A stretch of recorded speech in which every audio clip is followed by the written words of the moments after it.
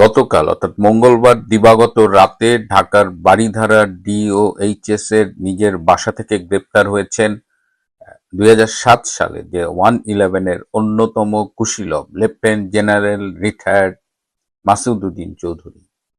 এতদিন পরে এসে হঠাৎ তার গ্রেপ্তার হওয়ার কারণ কি?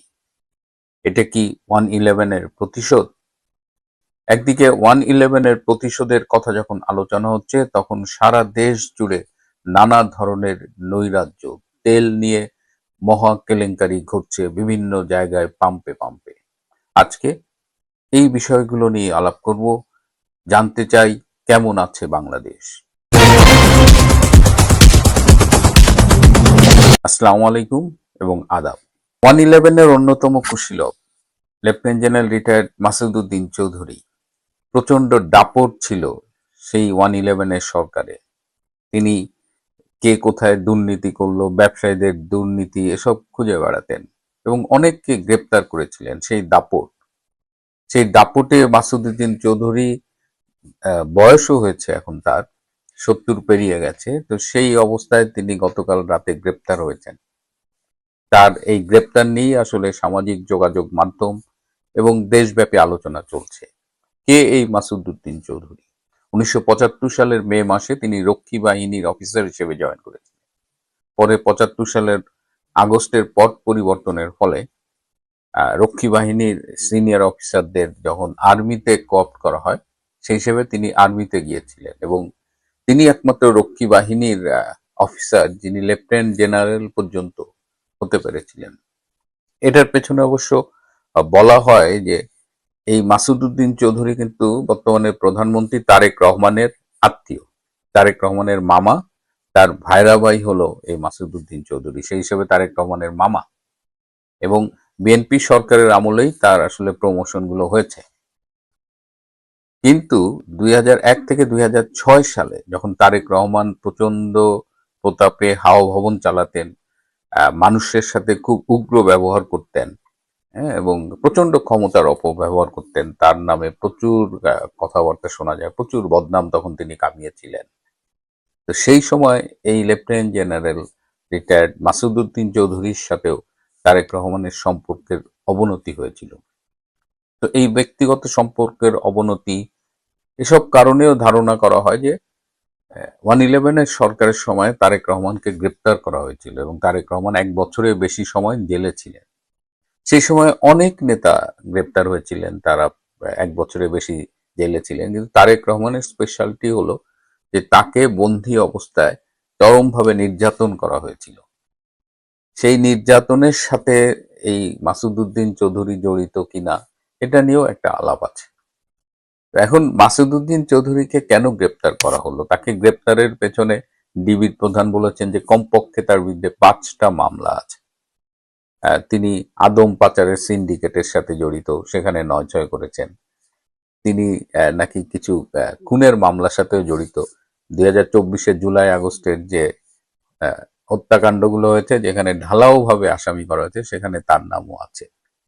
এছাড়া তার আয়ের সাথে সঙ্গতিপূর্ণ নয় এমন অনেক অবৈধ সম্পত্তির মালিক বলেও শোনা যাচ্ছে। অর্থাৎ যে কাউকে ফাঁসানোর জন্য যে কমন মামলাগুলো হয়, সেই মামলাগুলোই তার বিরুদ্ধে হয়েছে। এখন তাকে আদালতে আনা হবে, রিমান্ডে নেওয়া হবে কিনা, এই বিষয়গুলো নিয়েই এখন আলোচনা হচ্ছে। কিন্তু তারেক রহমান যে বলেছিলেন দেশে ফিরে যে তিনি বা প্রধানমন্ত্রী হয়ে তিনি প্রতিহিংসার রাজনীতি করতে চান না, তিনি ইনক্লুসিভ একটা সমাজ ব্যবস্থার কথা ভাবছেন, কিন্তু আসলেই কি তিনি প্রতিহিংসার বাইরে উঠতে পেরেছেন কিনা? তারেক রহমানের আচরণ যারা তাকে 2001 থেকে 2006 পর্যন্ত দেখেছেন, তারা নিশ্চয়ই স্বীকার করবেন যে তার কথাবার্তা আচরণে একটা পরিবর্তন এসেছে। হ্যাঁ, সেই আগের মতো সেই অ্যাগ্রেসিভনেসটা নাই। ভদ্রভাবে কথা বলছেন। অনেকে বলছেন যে 17 বছর বিলেতে থাকার কারণে তার মধ্যে একটা পরিবর্তন এসেছে। তার বাহ্যিক পরিবর্তনের পাশাপাশি তার কি আসলেই ভেতরে পরিবর্তন হয়েছে? একজন আমাকে বলেছিলেন যে আমি বলছিলাম যে একটা মানুষ ক্ষমতা নিয়েছে, তাকে আমরা একটু অবজার্ভ করি, তাকে সময় দেন, আপনারা এত অস্থির হচ্ছেন কেন, এখনই এত সমালোচনা করার কি দরকার, ক্ষমতা তো নিয়েছে 1 মাস হলো কেবল। তিনি আমাকে বলেছিলেন যে দেখবেন 6 মাসের মধ্যেই আপনারা তারেক রহমানের আসল চেহারা দেখতে পারবেন। তার যে বর্তমানে মুখোশটা দেখতেন সেই মুখোশটা তখন থাকবে না। তখন আপনারা আসল সেই নিষ্ঠুর তারেক রহমানকে দেখতে পারবেন। তো আমি বলেছি এটা 6 মাসের আগে আমি এটা নিয়ে কোনো মন্তব্য করব না, যেহেতু আপনি 6 মাস সময় দিয়েছেন। তিনি আমাকে খুব সম্প্রতি ফোন করে বললেন যে ভাই 6 মাস লাগবে না, ভালো করে খেয়াল করবেন তারেক রহমানের মুখোশ কিন্তু ধীরে ধীরে সরে যাচ্ছে। তো তারই একটা নিদর্শন এই মাসুদুদ্দিন চৌধুরীর ব্যাপারে আমরা দেখতে পাচ্ছি। মাসুদুদ্দিন চৌধুরী তো জানতেন যে 111-এ তার একটা ভূমিকা ছিল এবং তারেক রহমানের রোষানলে তিনি পড়তে পারেন, কিন্তু তারপরেও তিনি কেন মানে নিজের বাড়িতেই ছিলেন, কেন তিনি আত্মগোপনে যাননি, বা কারা তাকে ভরসা দিয়েছিলেন যে কিছু হবে না, আপনি আপনার মতো থাকেন। শোনা যায় যে সাবেক সেনাপ্রধান যে ইকবাল করিম ভূঁইয়া এবং আরো এরা কয়েকজন মিলে তারাই মাসুদুদ্দিন চৌধুরীকে বলেছিলেন, যে আশ্বাস দিয়েছিলেন থাকেন, কিন্তু সেই আশ্বাস তো কাজ করলো না। এখন কেবলমাত্র মাসুদুদ্দিন চৌধুরী একাই গ্রেপ্তার হয়েছে নাকি আরো আরো অনেকেই গ্রেপ্তার হবেন, সেটা নিয়েও এখন কিন্তু আলোচনা শুরু হয়েছে।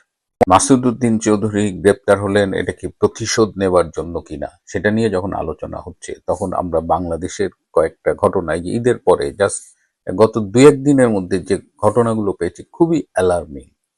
মানে একদিকে বিএনপি যুবদল ছাত্রদলের চাঁদাবাজি চলছে, নারায়ণগঞ্জে একজনের কাছে 50 লাখ টাকা চাঁদা চাওয়া হয়েছে, তিনি 50 লাখ টাকা দিতে রাজি না হয় তার দালানটা একেবারে বিল্ডিং, ইটের বিল্ডিং, সেটাকে একদম পিটিয়ে মানে একদম ভেঙে ফেলা হয়েছে। মানে আমি তো এটা ভাবতেই পারি না যে একটা স্বাধীন দেশে কিছু দুর্বৃত্ত এসে একজনের বাড়ি হাতুড়ি শাবল দিয়ে একদম ভেঙে ফেলেছে। তার অপরাধ সে চাঁদা দিতে রাজি হয়নি। This is BNP. অনেকগুলো তেলের পাম্পেতে খবর পেলাম সেখানে গ্রাহকদের সাথে সংঘর্ষ হয়েছে। বাগেরহাটে যুব দলের এক নেতা 5 লাখ টাকা পেট্রোল পাম্প থেকে লুট করেছে, পরে তাকে গ্রেপ্তার করা হয়েছে। সিলেটে বাউল সঙ্গীত অনুষ্ঠান পণ্ড করা হয়েছে, হ্যাঁ সেটা বাতিল করা হয়েছে, সেই সেই সঙ্গীতস্থলে হামলা করা হয়েছে এবং সেখানে নারায়ে তকবীর স্লোগান দেওয়া হয়েছে। আরো অনেকগুলো আপনার সামনে, এই যে কুষ্টিয়ায় বিএনপি নেতার ডাকাতি করতে গিয়ে মানুষের হাতে ধরা পড়েছে, তার হাতে রামদা ছিল, সে অনেকে কুপিয়েছে, আহত করেছে। খাল খনন নিয়ে বিএনপির বিভিন্ন জায়গায় বিএনপির দুই গ্রুপের মধ্যে সংঘর্ষ হচ্ছে। সারা দেশব্যাপী বিভিন্ন জায়গায় বিএনপির নিজেদের মধ্যেও কিন্তু এই সংঘর্ষগুলো চলছে। তাহলে এই যে এই যে ঘটনাগুলো, যে রিপোর্টগুলো, এটা এটা আমি জাস্ট বললাম কয়েকটা, এটা দীর্ঘ তালিকা আছে। তাহলে কেমন আছে বাংলাদেশ? আমরা না নতুন বাংলাদেশের স্বপ্ন দেখলাম, ইনুস বিশাল সংস্কারের পথে বাংলাদেশকে তুলে দিয়ে গেল, কিন্তু কোন বাংলাদেশকে আমরা দেখছি? ক্যান্টনমেন্টের একজন খুব প্রভাবশালী সেনা কর্মকর্তার সূত্রে আমি জানতে পেরেছি যে তারা অলরেডি বলা শুরু করেছেন যে তারেক রহমান দেশটা ঠিকমতো চালাতে পারছেন না। আরো যেটা গুরুত্বপূর্ণ বলা হচ্ছে যে সারা দেশে দলের উপর তারেক রহমানের তেমন কোনো হোল্ড নেই, নিয়ন্ত্রণ নেই। এটা কিন্তু খুব অ্যালার্মিং। তারেক রহমান যতই আপাতত দৃষ্টিতে তার আচরণ, কথাবার্তা, চালচলন বদলাক, তার দল কিন্তু বদলায়নি এবং সেই দলটার উপরে তার সারা দেশব্যাপী কোনো নিয়ন্ত্রণ নেই। এদিকে সারা পৃথিবীর যে অর্থনৈতিক একটা সংকট শুরু হয়েছে তেলকে নিয়ে, জ্বালানি মন্ত্রী বলছে তেল নিয়ে প্যানিক হওয়ার কিছু নেই, পর্যাপ্ত তেল আছে, কিন্তু মানুষজন গ্রাহক তেল পাচ্ছে না। আজকে যারা এই রাইড শেয়ারিং করেন বা উবার পাঠাও এসব চালান, তাদের বিশাল মিছিল হয়েছে তেলের দাবিতে, কারণ এতে সরাসরি তাদের পেটে লাথি পড়ছে।